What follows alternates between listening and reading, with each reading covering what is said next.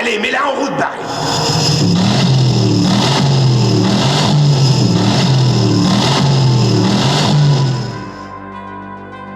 Écoute, tu permets, faut que je la sorte un peu cette voiture. Hey, c'est le dernier né des Davis.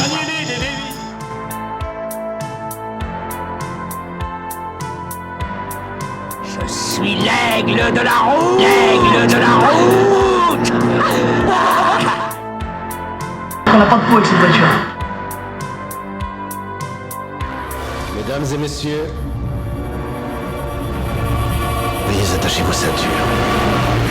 Bonjour à tous, bienvenue dans ce nouvel épisode d'Attachez vos ceintures, le podcast de l'école CER Castelroussine et Déauloise consacré à la formation et à la sécurité routière. Justement, aujourd'hui, on va parler un peu plus de sécurité routière et de pratiques de bonne santé que l'on fait de plus en plus. C'est-à-dire, on va parler de course à pied.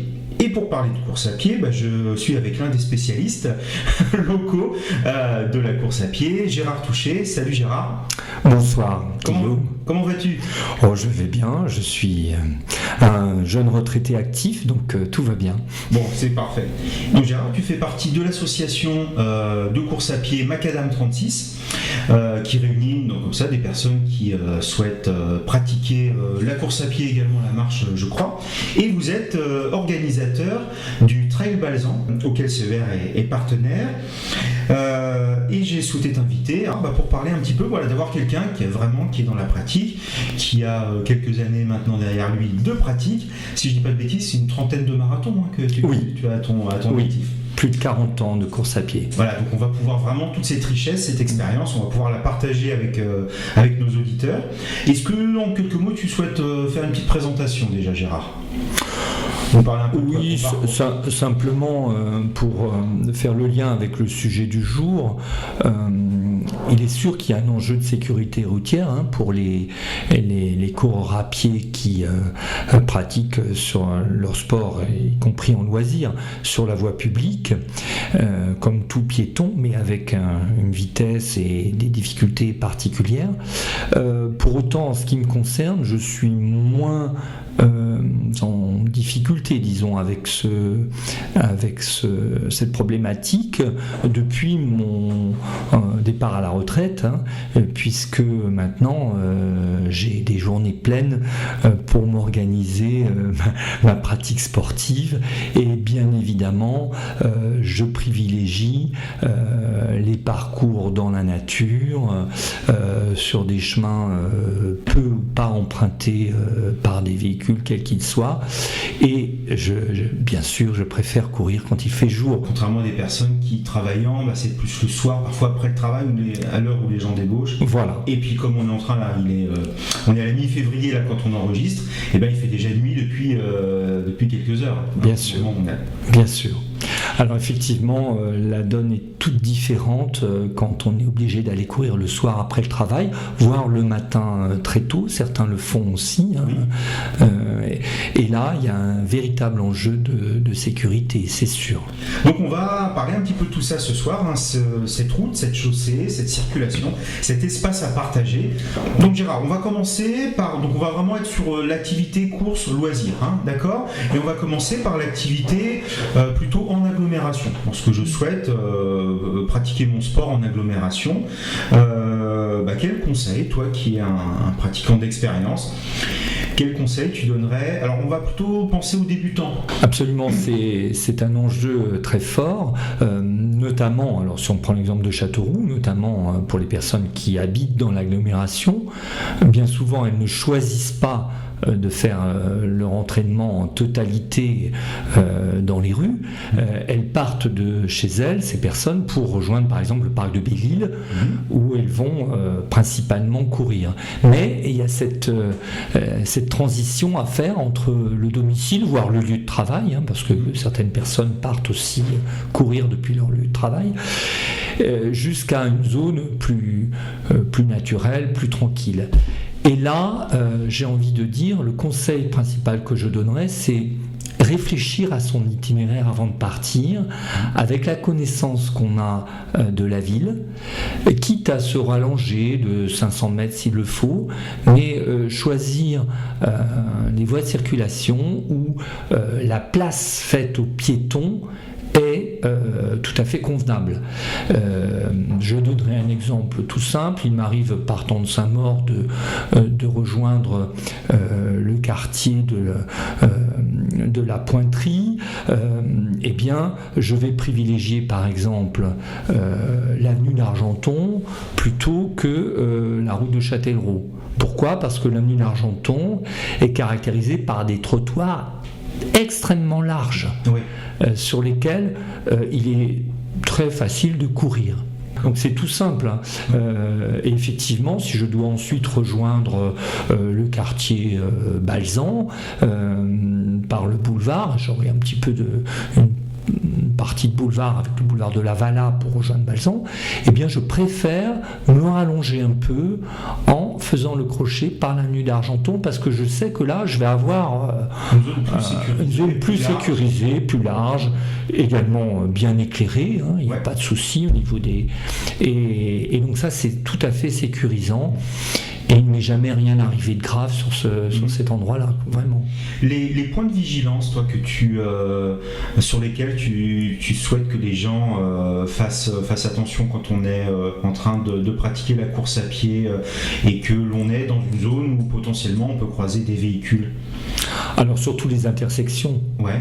Les intersections, même les sorties de garage, les sorties de parking, il faut avoir les yeux partout, quoi.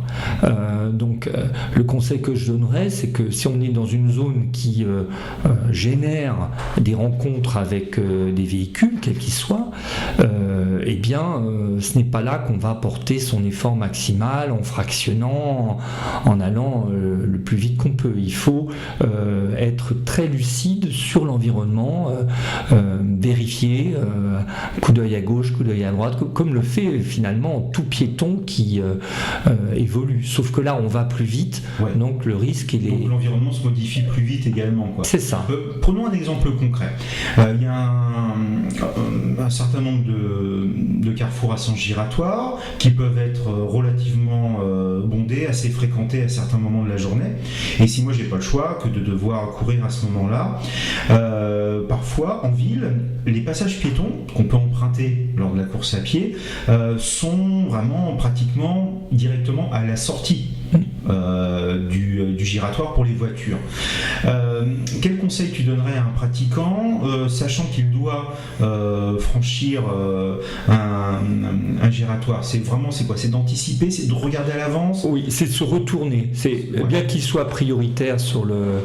personnellement, moi je me retourne et je tends mon bras et ma main. D'accord. Comme je le ferais en vélo finalement. Ouais.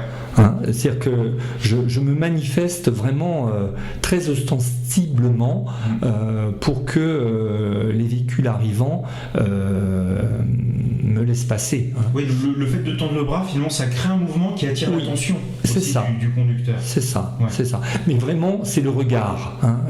Moi, je n'hésite pas à me retourner pour voir derrière mon dos des véhicules qui arrivent et m'assurer qu'ils vont bien me laisser passer, quoi. S'il y a un effet de surprise, il faut aussi, je suis aussi automobiliste, il faut aussi se mettre à la place de l'automobiliste. Ça me semble très important aussi, ouais. Voilà. Le coureur à pied n'est pas un piéton comme les autres. Il va plus vite et donc il surprend l'automobiliste qui peut... je crois qu'il faut aussi l'intégrer. Hein. Oui. Bah, dans cette idée de partage, si on se met finalement à la place de l'autre, l'un et l'autre, ça peut que faciliter les choses. C'est ça. Bien entendu. Donc créer un petit mouvement, créer une attention, attirer l'attention. Oui, le regard. Le regard. On est assez proche aussi de ce que les conseils que nous on peut donner aux utilisateurs de deux roues, scooters, motos et autres. C'est toujours se dire est-ce que l'on m'a bien vu? Est-ce que j'ai été bien vu? Tout à fait. Est-ce que l'autre usager, quel qu'il soit, m'a bien pris en considération dans la situation? On sait également, parce que ça fait partie aussi du plaisir qu'on peut avoir lorsqu'on pratique la course à pied, c'est d'écouter de la musique, d'avoir sa playlist, pour se trouver du rythme et tout ça, c'est super sympa. Qu'est-ce que tu pourrais nous dire aussi de ce point de vue-là? Parce que finalement, ça coupe un peu quand même de l'environnement, cette musique, même si elle est super bien, on se coupe un petit peu de ce qui se passe autour de nous. Complètement. On est moins attentif à l'environnement et on peut tout tout à fait ne pas entendre, notamment des véhicules électriques, vélos, trottinettes électriques qui arrivent, Qui sont assez silencieux. Et on peut très bien ne pas les entendre, et ça peut effectivement générer une collision. Donc, à titre personnel, jusqu'à présent, je n'ai pas souhaité investir dans un casque pour courir avec la musique, notamment pour cette raison-là. En milieu urbain, j'avoue avoir toujours été préoccupé par ces casques qui coupent finalement des bruits de la circulation, et pour moi c'est insécurisant. Alors toutefois, j'ai découvert il y a peu de temps la sortie d'un nouveau type de casque qui est tout à fait adapté pour les sportifs. Une nouvelle technologie. C'est ça. Hein. En l'occurrence, c'est un casque à conduction osseuse.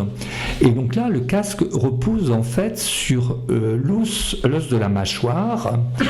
Et alors, en fait, le casque repose sur l'os de la mâchoire et émet des vibrations qui sont ensuite conduites vers les oreilles internes.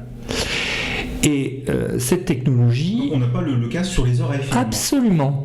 Elle permet à la fois de parfaitement entendre sa musique, mais d'entendre aussi les bruits extérieurs. D'accord. Ça me semble très adapté. Le rendu est de bonne qualité. Bon, le seul inconvénient peut-être, c'est le coût. Il faut compter entre 100 et 200 euros tout de même pour avoir un bon matériel. Mais c'est tout à fait fiable et tout à fait adapté à une pratique sécurisée de la course à pied ou de tout autre sport.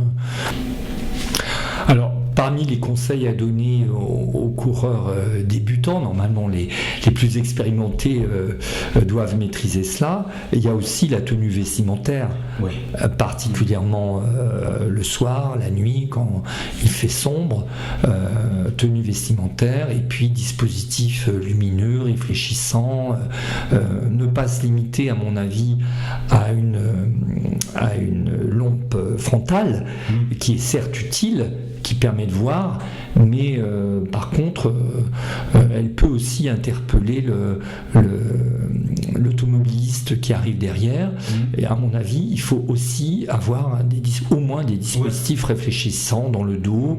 Bon, il existe des gilets ou des bracelets aussi lumineux, c'est très bien, des bracelets souples que l'on met sur le bras ou sur le poignet. J'ai vu quelqu'un qui avait une sorte de baudrier, c'était pas mal parce que c'était donc comme une sorte de harnais, et il y avait une plaque donc au niveau du torse, avec des LED qui faisaient. Alors c'était pas du tout gênant pour les conducteurs, en plus c'est bien.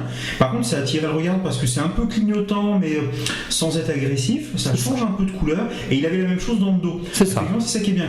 Qu'il y ait un usager devant ou derrière lui, on va le remarquer. C'est toujours le même principe, c'est voir et être vu. Est-ce qu'il existe des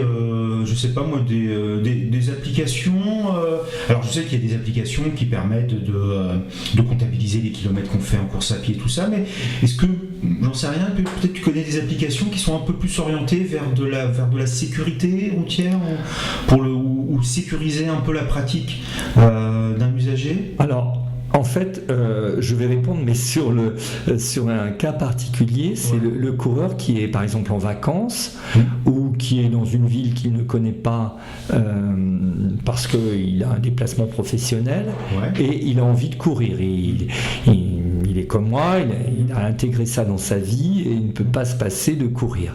Donc il a mis dans sa valise ses affaires, et par contre il ne connaît pas l'endroit où il se trouve, la ville où il se trouve.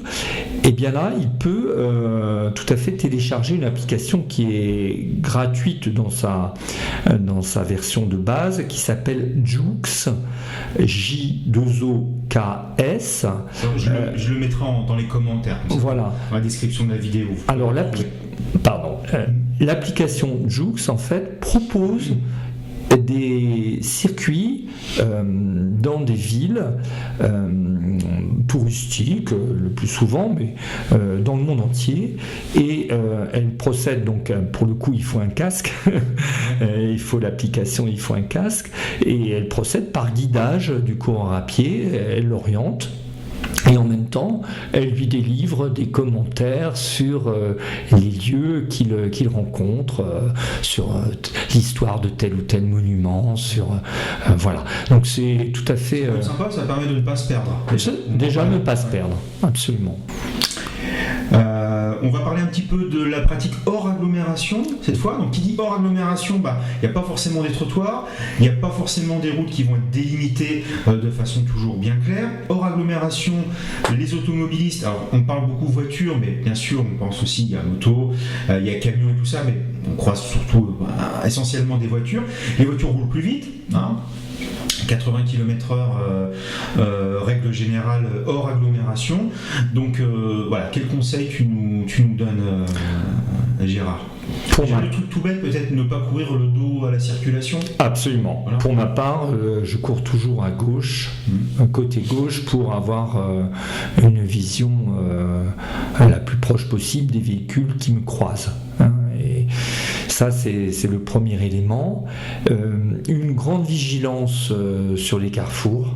Donc là, carrément, je vais jusqu'à m'arrêter. Ouais. Je m'arrête, je coupe mon chronomètre s'il le faut, si je suis un peu accro parce que je fais une séance un peu pointue. Je coupe mon chronomètre, je l'intègre comme un arrêt obligatoire, comme quand je m'arrête pour boire. Eh bien, je n'hésite pas, je m'arrête, je regarde à gauche, à droite, à gauche, comme je le ferais.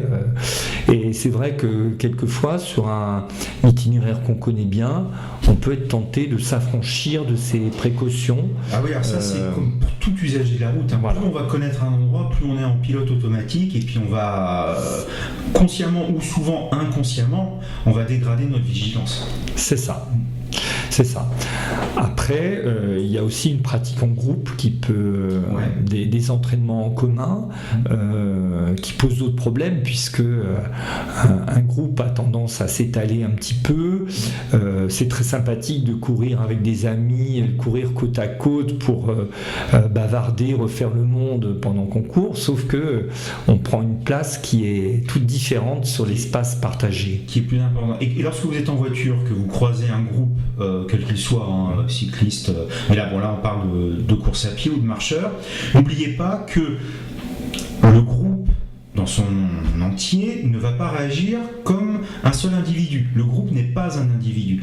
Chaque personne formant le groupe conserve autour de lui sa propre zone d'incertitude. Et les décisions de l'un ne seront pas forcément les décisions de l'autre. La répartition des âges également, s'il y a des enfants, des adolescents, des adultes, la prise de décision d'un groupe ne sera pas les mêmes.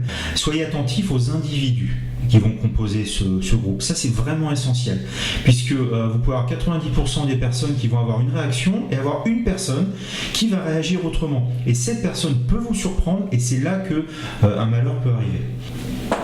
Alors, conseil supplémentaire, vraiment quand on veut faire un travail, un entraînement de qualité et privilégier la vitesse, par exemple atteindre sa vitesse maximale sur des fractions de, je dis n'importe quoi, 500 mètres, 1000 mètres, peu importe, eh bien, pour moi, selon moi, la bonne pratique, c'est d'éviter à tout prix les routes ouvertes à la circulation. On a la chance d'avoir une belle forêt domaniale avec des routes fermées à la circulation par des barrières. Eh bien, c'est le lieu idéal pour faire de la vitesse en toute sécurité et l'esprit tranquille. On va attaquer la dernière partie de notre échange, Gérard. On va parler un petit peu là cette fois-ci de la cohabitation, si je puis dire, entre les utilisateurs d'un véhicule et les coureurs dans le cadre d'un événement sportif.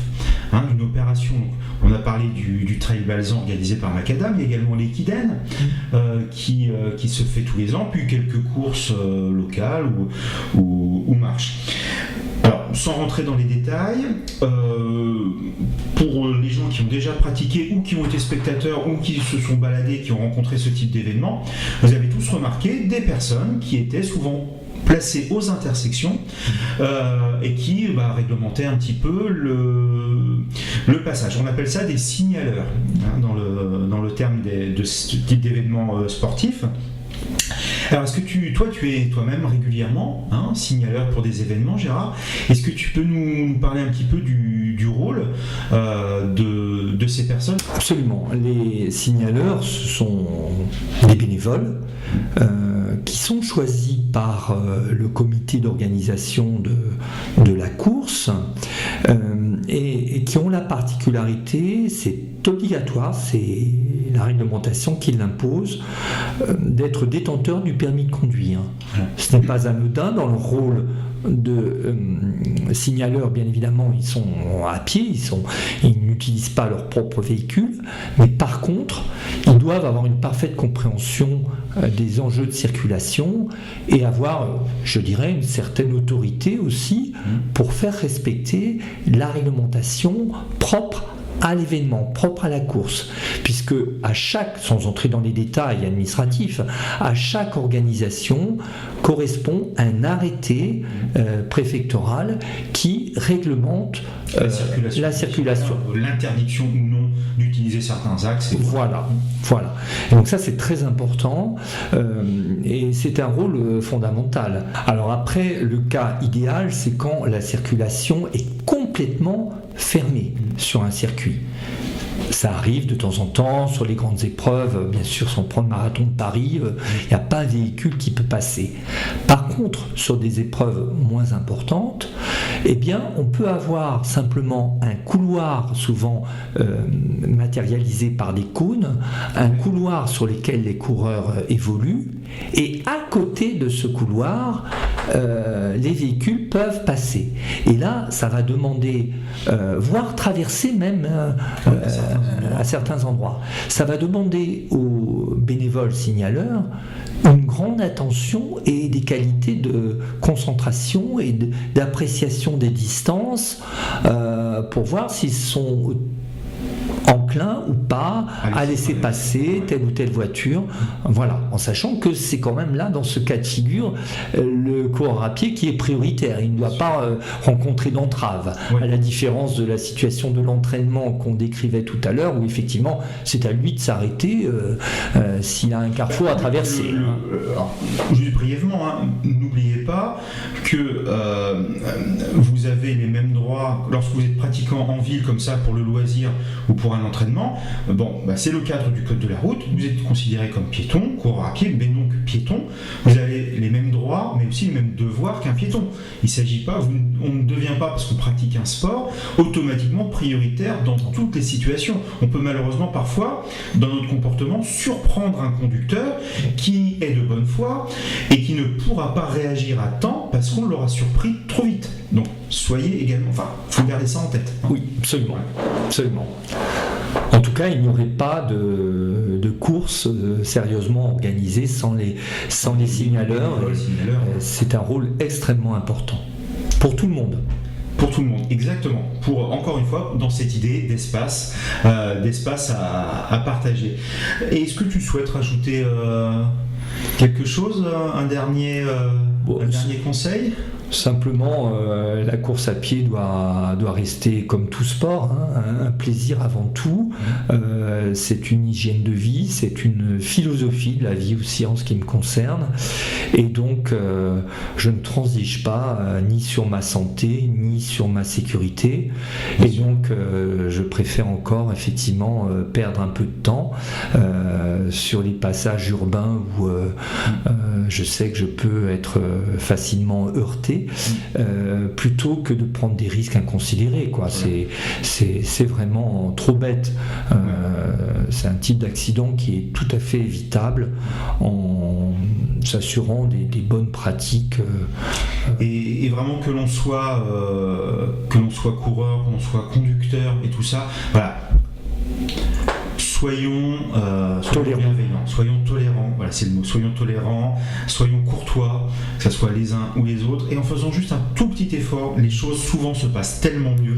Il n'y a pas de révolution à faire, il n'y a pas de changer complètement son comportement, juste on fait tous un petit effort et les choses ne peuvent que mieux se passer et ça sera du plaisir pour tout le monde. Merci beaucoup. Avec plaisir. Merci vraiment beaucoup d'être venu nous voir, de nous avoir dit tout ça. Moi, ça me semble super intéressant. Merci à toi. Merci. Bonne continuation sur les routes. Continue à user tes baskets. On se reverra Avec bientôt. plaisir. Si cet épisode vous a plu, n'hésitez pas à le liker, à le partager autour de vous. N'hésitez pas également en commentaire à nous dire ce que vous en avez pensé, ou si vous avez des idées, s'il y a des thématiques que vous souhaiteriez voir traitées dans le podcast de Sévère, Castelroussine et des Auloises. N'hésitez pas à nous en faire part. On tient compte de tout ce que vous nous communiquez. On se retrouve bientôt le mois prochain pour un nouvel épisode. En attendant, soyez prudents, roulez bien et à bientôt. Salut tout le monde.